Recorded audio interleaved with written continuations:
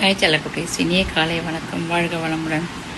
நிறைய பேருக்கு நீங்கள் ஹெல்ப் பண்ணிவிட்டு நீங்கள் இப்போது அசிங்கப்படுறீங்களா? உங்களை ரொம்ப கேவலப்படுத்துகிறாங்களா? தயவு செஞ்சு சொல்கிறேன், அமைதியாக இருங்க.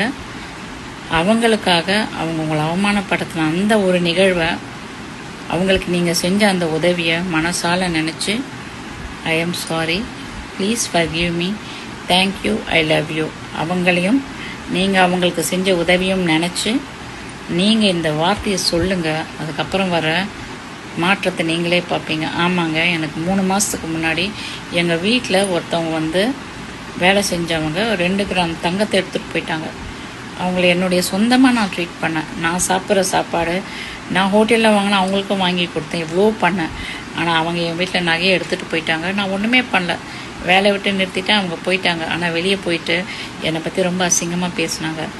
எனக்கு ரொம்ப கஷ்டமாக இருந்தது. ஆனாலும் அமைதியாக இருந்தேன். அவங்க எந்த நோக்கத்துக்காக அந்த நகையை திருடிட்டு போனாங்களோ அந்த நோக்கம் அவங்களுக்கு நிறைவேறல. அவங்களுடைய பேத்தி கல்யாணத்துக்காக எடுத்துகிட்டு போனாங்க போல இருக்கு. பாவம், 3 நாளைக்கு முன்னாடி என்கிட்ட அந்த பையன் சூசைட் பண்ணி செத்துட்டாமா அப்படின்னும்போது எனக்கு ரொம்ப கஷ்டமாக இருந்தது.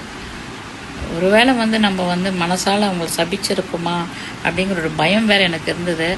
உடனே அந்த அம்மாவை கூப்பிட்டு அவங்களுக்கு ஒரு டம்ளர் காஃபி கொடுத்து அவங்களுக்கு நான் சொன்னேன், பரவாயில்லம்மா, இந்த பிரச்சனை போனாலும் பரவாயில்ல, அந்த பொண்ணுக்கு 2வது கல்யாணம் நடக்கும்னு. ஆமாங்க, யாரையும் அழிஞ்சு போகிறதுக்கு நம்ம எதுவுமே பண்ண வேண்டாம்.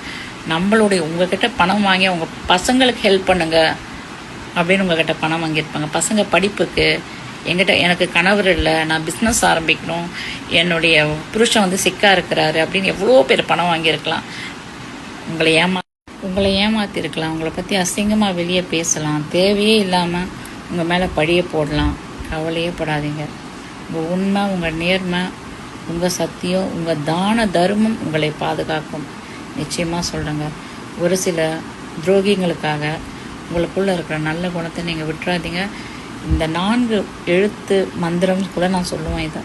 I am sorry, please forgive me, thank you, I love you. இதை சொல்லிக்கிட்டே இருங்களேன். ஒவ்வொரு சுச்சுவேஷனை நீங்கள் மனசில் நினச்சி அதுலேருந்து நீங்கள் வெளியே வருவீங்க. சரிங்களா? வேறு என்ன சொல்ல? நீங்கள் நல்லா இருக்கணும் செல்லக்குட்டீஸ்.